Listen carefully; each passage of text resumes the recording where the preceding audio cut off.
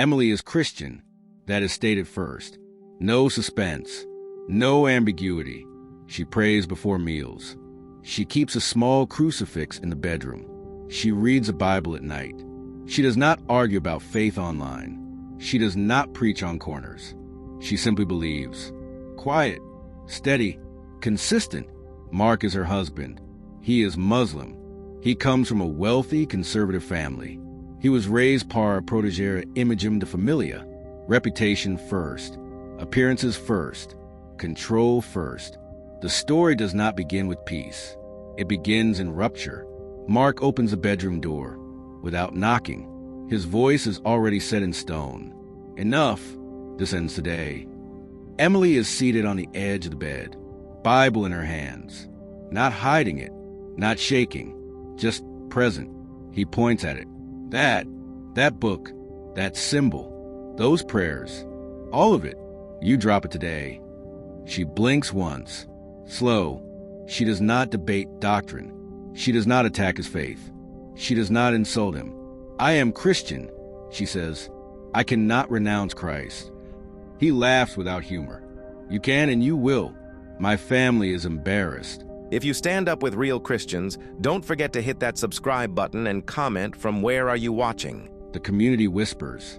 A wife refusing to align, refusing to adapt, refusing to show respect.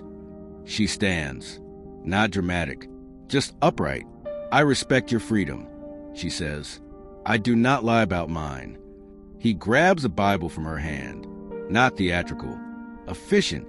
He walks out to the doorway and throws it outside into the rain. Pages darken immediately. He tosses the crucifix after it. Your prayers are useless tears, he says. Your faith is a weight around my neck. Vanessa is in the hallway, not hiding, not pretending. She watches with a faint smile. She has everything Emily refused to give. Compliance, image alignment, ideological flexibility. She says one sentence only. She never belonged. Emily picks up her small suitcase. Not much in it. Clothes. Toothbrush. The envelope from her grandmother Grace. She does not beg. She does not scream. She does not negotiate with humiliation. Silence is her resistance. Mark delivers the sentence. You're dead weight. Leave. No ceremony. No farewell. Marriage ends like a document being shredded. Clean. Cold. Administrative. Emily walks into the night. Not cinematic. No lightning. No orchestral swelling. Just wet clothes. Empty pockets. A body adjusting to the idea of homelessness. There is no miracle rescue. There is no friend running after her. There is no neighbor calling her back. People look away when someone loses everything. That remains true in every country, every culture, every faith. She sleeps 2 nights in cheap shelters. 1 night in a church doorway. Hunger does not feel poetic. It feels like shaking hands and a heavy skull. She prays anyway, not for revenge, for direction. She opens Grace's envelope only when she reaches that point where embarrassment is gone and practicality remains. Inside, there is not money, only a bank card, a handwritten note. If life ever strips you bare, go to Ridgeway Bank. Your name is not small. Emily almost laughs at that. She goes anyway, not from hope, from lack of alternatives. She enters the bank, stands in the line like everyone else, hands the card across the counter, asks to check the balance. The system freezes. The clerk calls the supervisor. The supervisor does not know why the account is flagged. Then the phone rings at the glass office upstairs. Within minutes, Emily is seated across from Jonathan Pierce, the CEO. He studies her face, studies the name, studies the file. You are Grace Hathaway's granddaughter. Emily nods once. He chooses bluntness. No slow reveal. She founded this bank. Emily says nothing. She does not gasp. She does not stand up. She holds the arm of the chair tighter. Jonathan continues. She was pushed out decades ago. Boardroom maneuvers. Reputation pressure. She was Christian. She resisted corrupt lending agreements. She refused partnerships that violated her conscience. They erased her name. He pushes forward a document. She built this, and the bank that funds your husband's entire family business rests on capital lines Grace established. And the succession clause she created was never revoked. He looks at her directly. You are not here to beg for money. You are the owner they tried to bury. She does not glow with triumph. She feels weight, responsibility, not fantasy. The chapter ends here on one position. Emily is still homeless, still tired, still Christian, but no longer powerless. Emily does not rush to speak. Silence protects her. Words can be twisted. Silence cannot. Jonathan waits. He studies her posture. He expects excitement, anger, greed, bargaining. He gets none of that. She looks like someone trying to stay upright in a room that keeps shifting under her feet. He breaks the quiet. You didn't know. No, she replies, voice low but steady. She never said anything. She lived simply. She died with nothing. He answers without hesitation. She died with principles. That is never nothing. He turns a monitor so that she can see the screen, not caring that the gesture violates the usual banking mystique. There is no decorum left after stories like this. The account linked to her name is not a regular account. It is an ownership ledger. It ties to founding shares, to voting control, to clauses written in direct, plain language by a woman who did not trust lawyers to bury moral sentences. Grace Hathaway, founder, majority ethical veto clause, succession limited to bloodline. He explains, your husband's family is tied to us by loans and investment credit chains. They are not owners here. They are dependents. Their empire stands on borrowed pillars. Emily absorbs it line by line. She does not smile. She does not yield to the temptation of revenge fantasies. She says only one sentence. I only wanted my marriage to work. Jonathan nods. No cliché sympathy, just acknowledgement. I know. He leans forward. They used you. They were counting on compliance, on conversion, on silence. Your refusal made you disposable. It also voided their expectation control. He prints documents, not for drama, for legality. You will need legal counsel. There will be resistance. There will be dirty language in the media. They will call you unstable. They will call you bitter. They will question your faith and your competence. I won't lie about that. She shrugs slightly. They already threw me out into the street. There isn't much dignity left for them to take. He corrects her immediately. Your dignity is intact. That is why they hate you. She signs temporary access papers. She receives nothing in cash today, not because they want delay, but because systems move at the pace of law, not the pace of hunger. Jonathan notices her hands trembling, not from fear, from lack of food. He does not patronize her. He does not offer charity with a tone of superiority. He calls an assistant and speaks plainly. Lunch voucher. Now, no ceremony. Emily accepts it without shame. Hunger is not a moral flaw. Pride about hunger is. After eating, she goes to a quiet corner of the lobby and opens Grace's letter fully. She reads every word slowly, as if each one must be weighed and swallowed. The letter is not romantic, not mystical. It is practical. Short sentences, clear instructions. Grace knew suffering. She knew corporate cruelty. She expected betrayal. I cannot fight them alone. You may not wish to fight them either, but you must never let them convince you that faith is weakness. You will be pressured to kneel to people. Do not kneel to God only. Emily folds the letter back into the envelope, keeps it close to her chest like a document, not like a relic. A week passes. She rents a small room. Nothing decorative. Bed, chair, lock on the door. That is enough. She meets with attorneys. They do not dismiss her. The bank's own legal framework confirms her status. The board senses a threat and does what boards always do when power shifts. They attempt narrative warfare. Editorials appear online. Anonymous posts. Comment sections filled with labels. Religious extremist. Unstable abandoned wife. Gold digger pretending to be devout. They try everything at once because they do not know which insult will stick. When systems panic, they flood Emily reads none of it. Jonathan's office sends summary reports anyway because information is necessary in conflict. She asks one question. Is any of it true? No, he answers. Then it doesn't matter. The lawyers explain the next steps. A shareholder emergency meeting must be called. Documents must be filed. Notifications delivered. Her presence will be requested.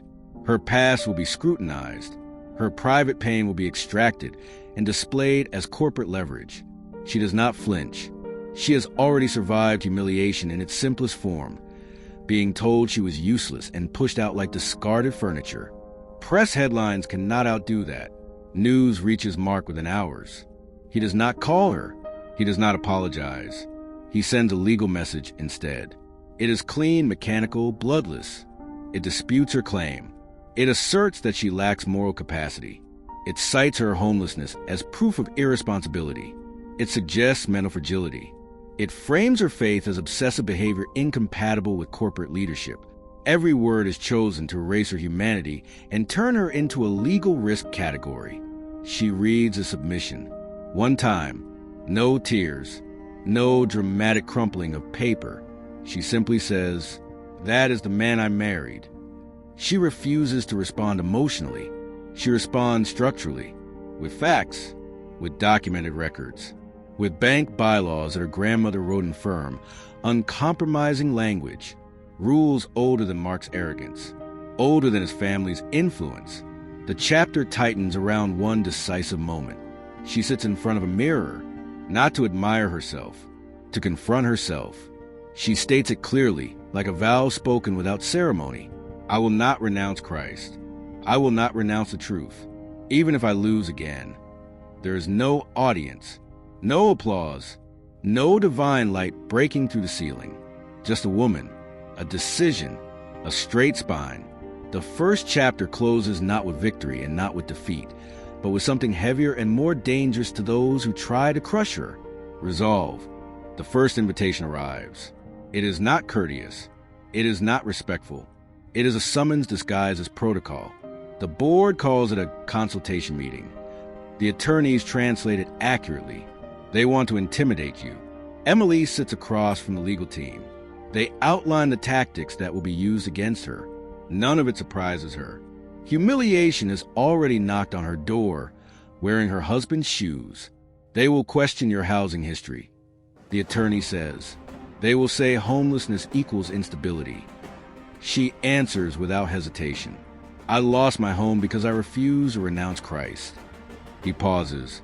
The sentence lands heavy, not sentimental, just true. They will question your marriage, the attorney continues. They will frame you as vindictive.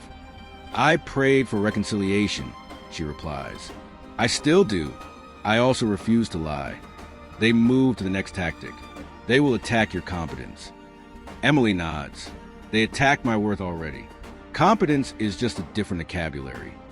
No drama, no shaking fists, just a factual acceptance of how power behaves when threatened. News compounds. Mark finally breaks silence, not with repentance, with performance. He records a statement for investors. Calm voice, confident posture. He calls her emotionally affected. He says he wishes her well, but must protect the integrity of the institutions. He wraps contempt in polished language. He does not mention throwing her out. He does not mention calling her faith a shame. He does not mention another woman standing beside him.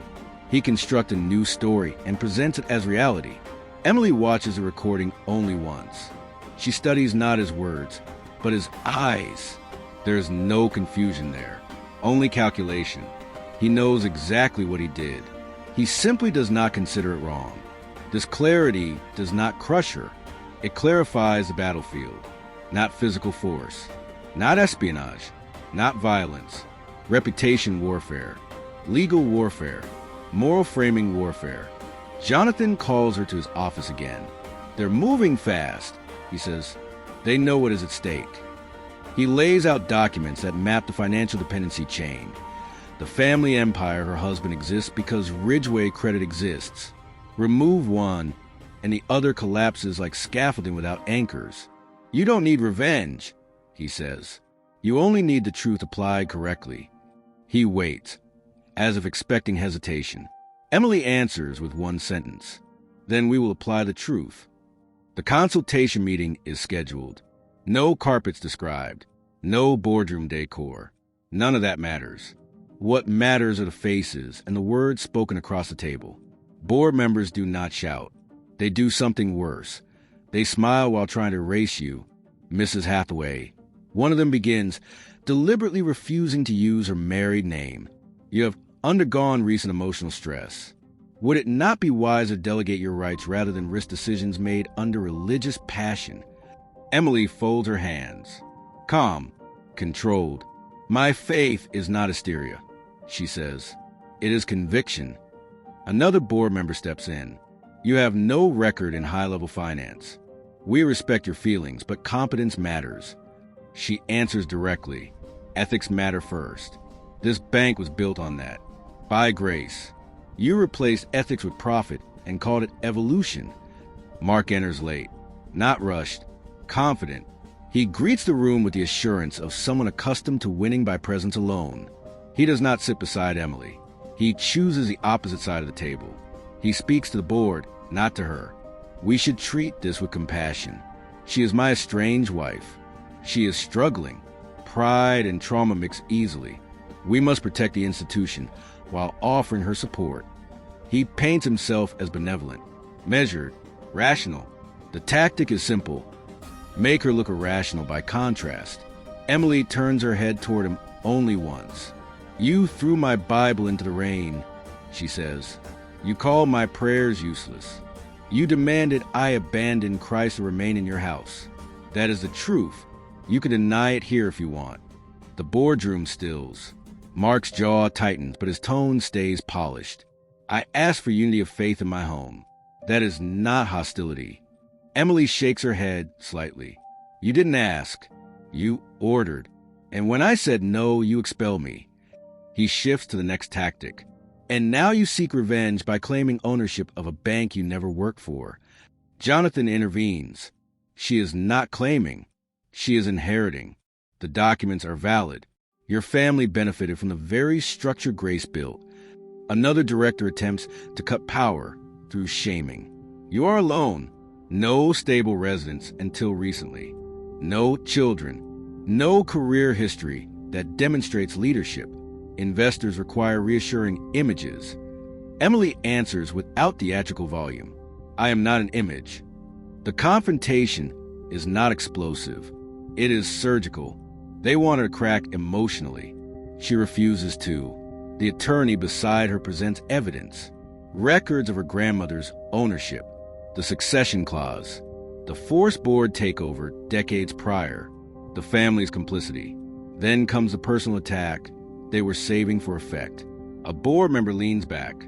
If you insist on proceeding, the media will know every detail of your homelessness, your marriage breakdown, your religious conflicts. You will not be able to hide. Emily nods. I am not hiding. They expected fear. They get resolution. Mark loses control for the first time. Not loudly, not visibly to cameras. Just enough that the edges of his words sharpen. You will destroy everything because you cannot accept your place. Emily speaks clearly. My place is in Christ, not under your boot. The meeting dissolves not with agreement, but with recognition. The old dynamic is gone. She will not bend. That is the true threat. The threat becomes formal. A letter arrives from the board's legal counsel. It uses clean, bureaucratic language to deliver one message. Withdraw your claim or be destroyed publicly. They do not phrase it that way, of course. They call it reputational exposure risk. They call it prudential advisement. They call it strategic concession. Professional vocabulary for intimidation. Emily reads every line. She does not rip the paper. She does not shout about injustice. She simply places the letter on the table. Jonathan watches her closely. Most people panic when they see this. I already slept on concrete, she replies. Ink on paper doesn't scare me anymore. He nods once. Professional respect, not pity. He slides another set of documents toward her. These are not threats. These are safeguards. Evidence logs, recorded ownership structures, internal emails from decades ago that reveal the coordinated ousting of Grace. Arthur, the quiet bank employee who still believes in the older mission of the institution, stands nearby. He does not speak much. When he finally does, he says, "They called your grandmother naive because she refused to sign off on dirty contracts. They laughed behind closed doors. She walked out with her back straight." Emily listens without asking for comforting details. She wants the facts of character, not nostalgia. "She walked out alone?" "Yes," Arthur answers. "Nobody protected her." Emily nods. "Then I understand her letter." She understands something else too. Her faith is not decorative. It is costly. It always has been. Mark requests a private meeting, not public. He does not want witnesses when he stops smiling. Emily agrees, but not alone. She insists on a neutral office. No home. No symbolic territory advantage. They sit across from each other. No touching. No small talk. No sentimental flashbacks. Whatever love existed has been replaced by clarity. He begins with leverage. "You are making a mistake. My family will not forgive this." "I was never forgiven for believing in Christ," she replies. "So nothing changes." He studies her expression, searching for weakness. "You can come back. I'll say I overreacted. You stop all of this. You convert quietly. We fix our image together." There it is. The real offer, not reconciliation. Assimilation. Emily answers without hesitation. "No." He leans forward, voice lower. "You think faith protects you. It doesn't. Power protects people. Money protects people. I offered you both. You refused." She meets his gaze. "Christ protects my conscience. That is more important than comfort." His tone hardens. "You are alone." Her tone remains calm. "I am not." He is not talking about social isolation.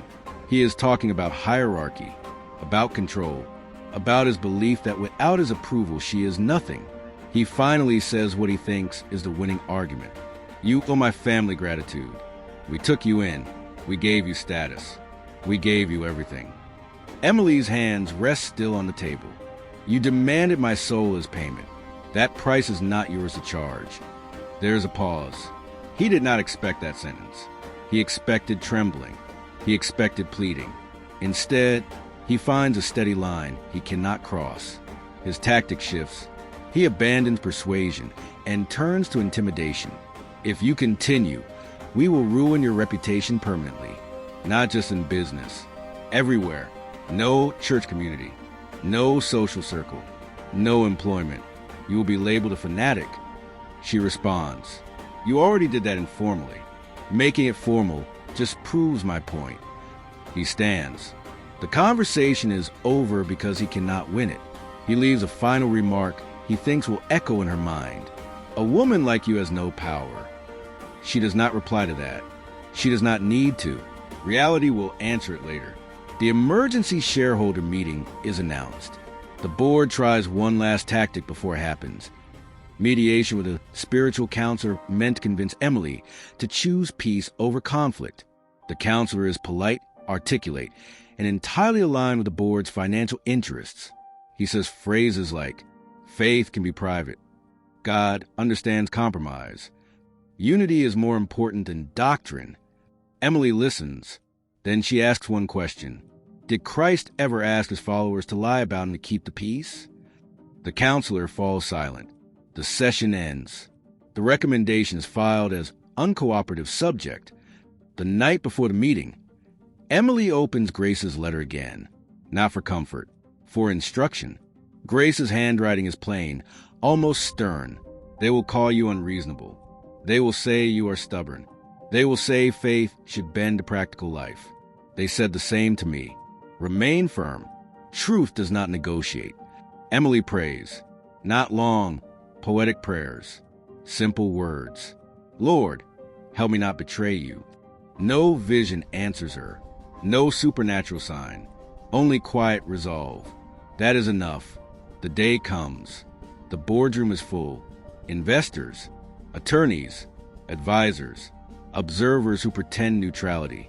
Mark sits among them, outwardly calm. Vanessa is not present physically, but her influence lingers in his self-assurance. Emily enters without entourage. No attempt at theatrical impression. She brings only documents, her crucifix under her collar, and her decision already made. The chairperson opens the session with procedural language, votes, motions, time allocations, a ritual of corporate order designed to hide the fact that people are about to fight for power. Emily is invited to speak last. They speak first to shape the narrative. They call her emotionally compromised. They call her religiously rigid. They praise Grace publicly while condemning Grace's ethics as outdated. They champion modern realities of global markets. They attempt to separate faith from business, like extracting a root from a tree while keeping the trunk alive. Mark speaks again with practiced moderation. I have nothing against her faith, he says. But the bank cannot be driven by personal doctrine. It must be driven by pragmatic outcomes. Emily finally stands. No shaking voice. No fiery sermon. No long speech. Just clear sentences. This bank exists because of my grandmother. She wrote the ethics you erased. She lost power because she refused to participate in corruption. You use her work and despise her conscience. She places the evidence on the table. Paper, signatures, transfers, internal memos, proof that the board violated original covenants, proof that Mark's family prospered from those violations. You call my faith weakness, she continues. You call my refusal stubbornness. You call my homelessness instability. But the truth is simple. I refuse to renounce Christ for your approval. She looks directly at Mark. And you punish me for it. He opens his mouth to interrupt. The chairperson stops him. The room has shifted. Authority listens not to volume, but to certainty grounded in documents. Emily ends with a sentence that changes the hierarchy of the space. I invoke the succession clause of Grace Hathaway. Effective now. The attorneys confirm it. The numbers confirm it. The law confirms it. The room does not erupt. Real power shifts quietly. Control moves, not with guns, not with violence, not with spectacle, with paper, with principle, with refusal to bow. Security does not drag anyone yet. That will be later. For now the blow is conceptual. They thought she was insignificant. She was the center of the structure the entire time. The chapter stretches beyond humiliation and beyond victory and lands at the core theme. They tried to make her kneel to them.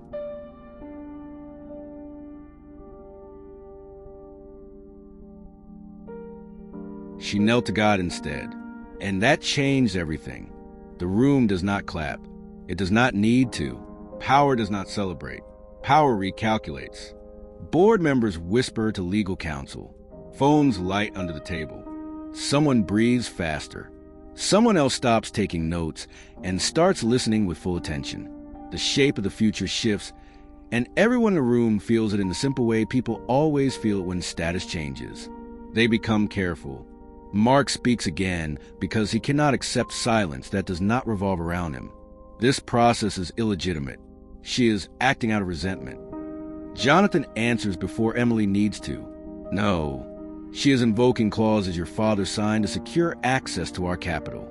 There it is, the anchor, not emotion. Contract. The board asked for a recess. 10 minutes. They leave the room not to think ethically, but to calculate legally. Emily remains seated. She does not pace. She does not pray aloud. She simply stays where she is because for the first time, they have to move around her. Arthur enters the room quietly. He places a folder in front of her and steps back. Inside are photographs and correspondence that complete the story. Not rumor. Proof.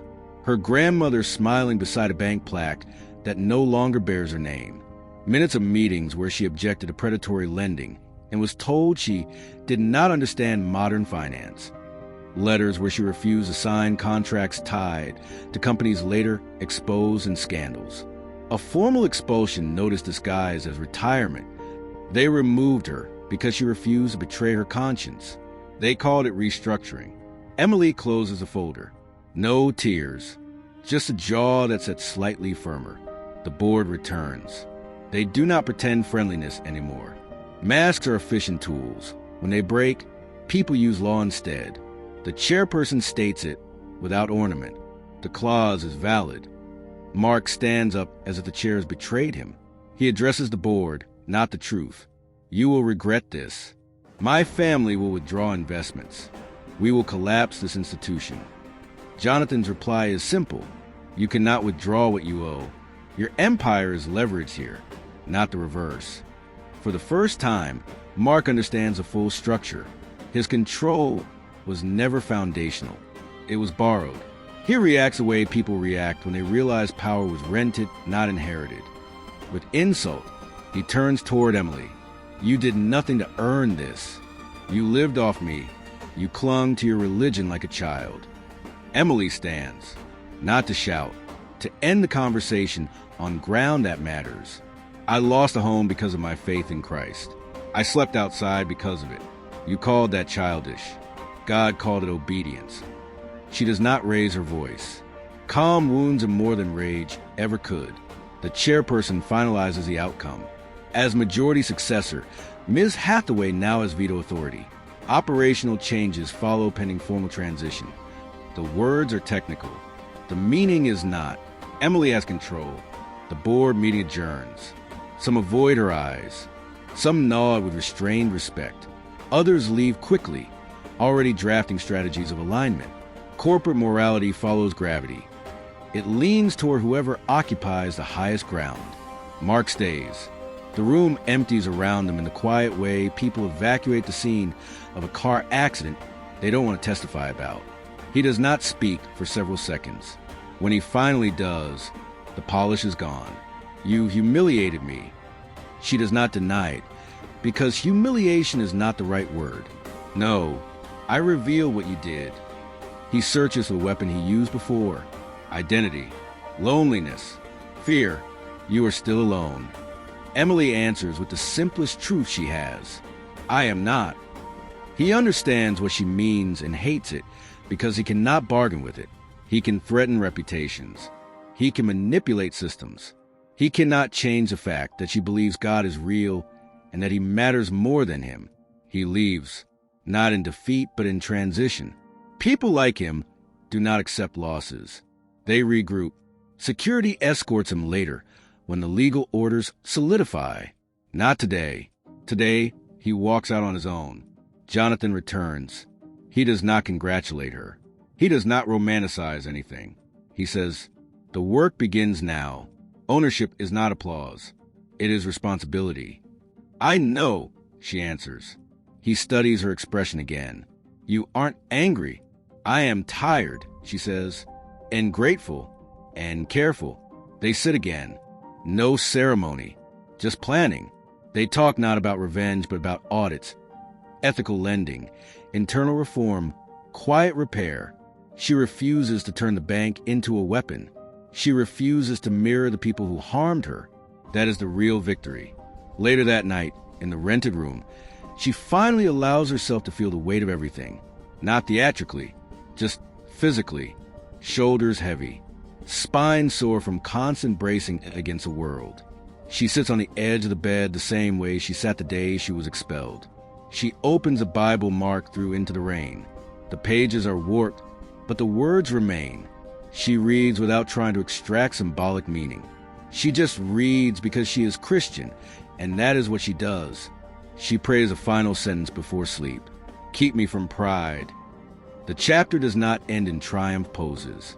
It ends where real stories end when they are true, with responsibility, with faith, with a woman who refused to kneel to men and refused to hate them either. The humiliation from the beginning has not vanished. It has been answered without shouting, without violence, without fantasy. Her dignity stands back up.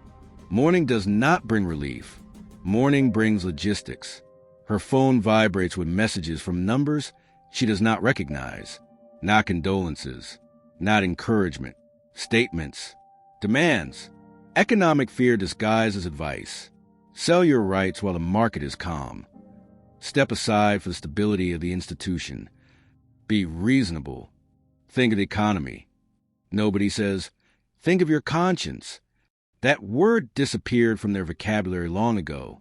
Emily answers none of them. Jonathan meets her again, not as savior, as colleague. He lays folders across the desk like a surgeon preparing instruments.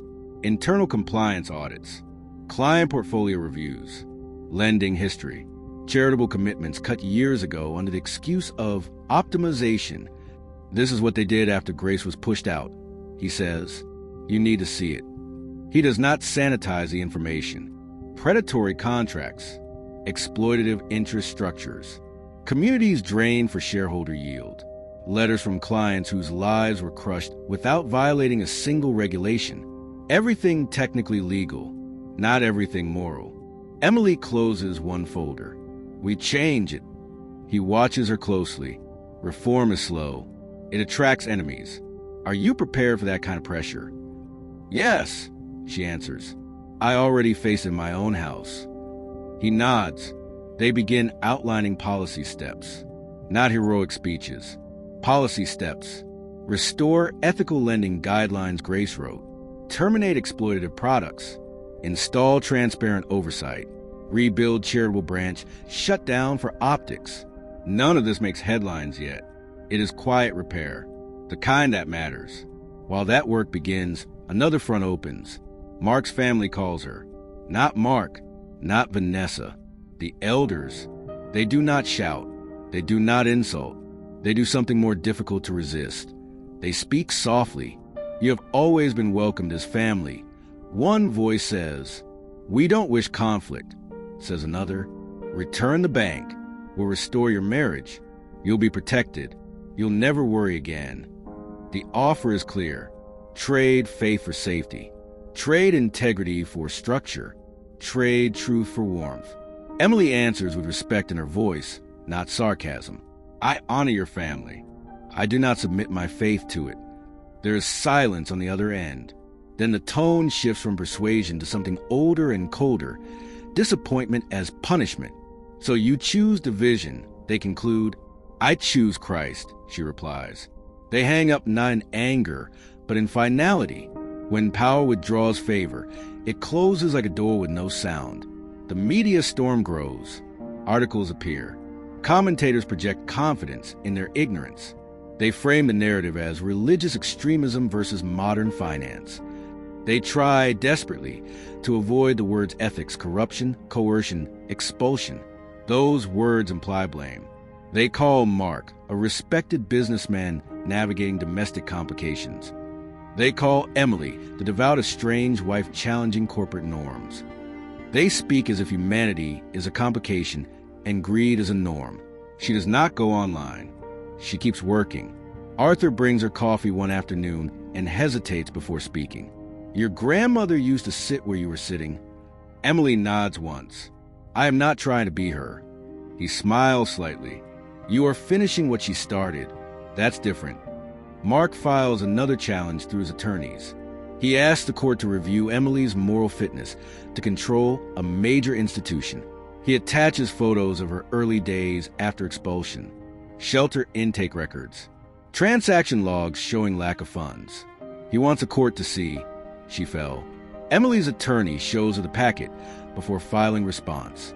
He is arguing that because you were homeless, you are unstable. Emily responds with one sentence. Because I refused to renounce Christ, I was homeless. Include then the response. They do. The judge reads both submissions later. Not today. Today is waiting. Real life is waiting, interrupted by brief, decisive moments. She understands that now. She meets quietly with a small group of employees. People afraid the bank will become a stage for revenge. She speaks plainly. We will not humiliate anyone. We will not punish out of spite. We will apply justice and reform. If anyone expects cruelty, they will be disappointed. They study her expression. They realize she means it, not because she is soft, because she is anchored. When the day ends, she returns again to the small room. Same bed, same warped Bible, same stillness. She thinks briefly of the very first moment the story began, long before bank rooms and lawsuits. A simple request from Mark, convert, just do it for my family. A sentence that sounded like compromise at the time and was, in fact, erasure. She does not hate him. That would be easier than truth. The truth is more uncomfortable. He loved control more than he loved her. She does not dramatize this realization. She acknowledges it and goes to sleep. The next morning brings a court ruling on the emergency injunction Mark filed. The judge's decision is brief. Homelessness is not moral unfitness. Refusal to renounce religion is not instability. The clause stands. The transition stands. Mark receives a ruling before she does. His message arrives minutes later. 2 words. You won. Emily stares at the screen for several seconds. Then she types a reply with equal brevity. I obeyed. She puts the phone face down. Winning was never the goal. Obedience was. The first chapter reaches its true end not in courts or boardrooms, but in one unspoken reality. They try to break her by taking everything external. They fail because her center was not for sale. The words, I obeyed, do not leave her mind. Not because they sound victorious, but because they sound accurate. They anchor the entire chain of events into one point of truth. She did not design this path. She refused to betray Christ, and the path revealed itself. The days that follow are not cinematic. They are administrative.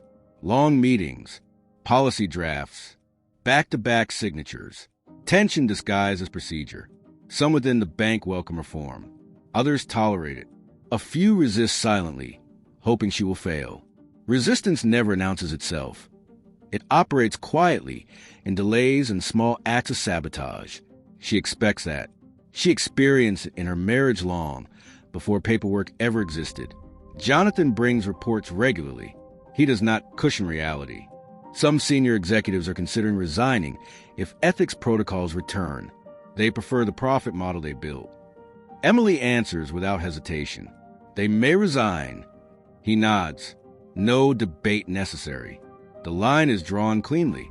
She does not chase approval. Letters begin arriving at the bank addressed to her personally. Not all are kind. Some accuse her of weaponizing faith. Some beg her to be modern. Some thank her for standing when they cannot. She reads a few. She stops when she realizes that both praise and hatred push in the same direction, toward ego. She refuses to be guided by either. She turns instead to the letter from Grace once more. She knows it almost by memory now, but she reads again because repetition does not weaken truth. They will say surrender is wisdom. Grace wrote, it is fear in uniform.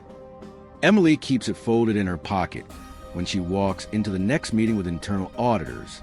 The atmosphere is tense not because of raised voices, but because truth has entered a building designed to hide from it. Auditors unpack contracts one page at a time. Predatory lending patterns appear in columns and numbers. Procedures that passed every regulation fail every standard of conscience. Emily listens carefully. She does not dramatize. She says only what matters. We end these. The lead auditor asks the question that everyone else avoids. Even if profits fall? Yes, she says, especially then. That afternoon, she receives a restrained message from one of the board members who fought her hardest. You are making us look corrupt. She replies, I did not make you look anything. I revealed records. There is no second message. The divide grows clearer, not between religions, not between cultures, between integrity and convenience. Mark remains silent publicly for a few days. Public silence is not private retreat. It is strategy. He waits. He collects leverage. He talks to allies. And then, as expected, he reaches out again. Not gently this time. His message is long. She does not interrupt it by closing the screen. She reads everything. He accuses her of destroying his life's work. He accuses her of disrespect. He accuses her of obsession. And then, buried under layers of anger and entitlement, he writes the line that exposes everything. You should have obeyed me. Emily does not argue with the sentence. She does not correct it. She does not point out its implications. She simply answers, I obey God. There is no reply. None is needed. He finally sees the wall. He cannot move. His family reacts instead. Lawyers again. Statements. suggestions that she was radicalized by grief. They want distance from the word coercion. Because the truth of it is too simple to manage, they demanded conversion for belonging. She attends one last mediation attempt out of respect for due process. The mediator is professional, neutral in tone, anything but neutral in direction. He suggests compromise repeatedly. Perhaps faith can remain internal, he says. Perhaps public identification is unnecessary, he says. Perhaps your husband acted from cultural pressure, he says. Emily listens and answers once. My faith is not a hobby. It is identity. It is allegiance. I will not deny Christ to preserve anyone's comfort. The mediator writes something on his pad. He does not show it. He does not need to. She knows the label already. Uncompromising. She accepts it. Night returns. She sits again on the edge of the bed. Same posture as before. Same warped Bible beside her. Consistency replaces drama. She thinks not about victory and not about loss, but about the simplicity of the first moment. Mark saying, renounce. She's saying, no. Everything after that was consequence. The final turning point of the chapter comes quietly. A young employee knocks on her office door late one evening when most others have gone home. He hesitates before speaking. I just wanted to say, when they push your grandmother out, my grandfather worked here. He said it was the first time he saw someone lose power without losing themselves. Emily doesn't answer right away. She allows a sentence to settle between them. Then she asks only one thing. Did he regret not standing with her? Yes, the young man says. Emily nods slowly. Then stand now, not with me, with what's right. He leaves with that. No inspirational speech. No swelling inspiration. Just a directive grounded in responsibility. She locks the office after he goes. Hands rest on the back of the chair for a second longer than necessary. Fatigue has a weight that cannot be seen, but is always present. She acknowledges it, the way one acknowledges gravity. Then she turns off the lights and leaves. The first chapter ends exactly where it must. Not with applause, not with revenge, not with spectacle. It ends with a woman who refused to renounce Christ, was expelled, was humiliated, lost everything external, and discovered that conscience anchored deeper than reputation. She walks into the night, not triumphant and not defeated. She is simply unbroken. Emily does not move for a long time. The room is quiet, not symbolic quiet, just a normal stillness that appears after long days. Papers are stacked on the desk. The Bible sits open. The letter from Grace rests beside it. She is not celebrating. She is thinking. People assume strength feels loud. It doesn't. It feels like exhaustion without collapse. Like standing up one more time without any dramatic muse behind it. She reviews the story in simple facts. She was told to renounce Christ. She refused. She was expelled. She slept outside. She discovered the bank. She inherited responsibility. She stood. There is no mystery in it. There is obedience and consequence. That is all. She does not rewrite Mark in her memory. She does not make him a monster to make herself a hero. She remembers him accurately. Charming, disciplined, proud, strategic, afraid of shame, hungry for control, capable of kindness, capable of cruelty. Both can exist in one person. She turns the thought carefully.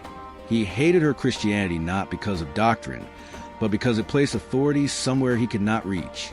He wanted to be the last voice in her life. He wasn't. That is why he broke.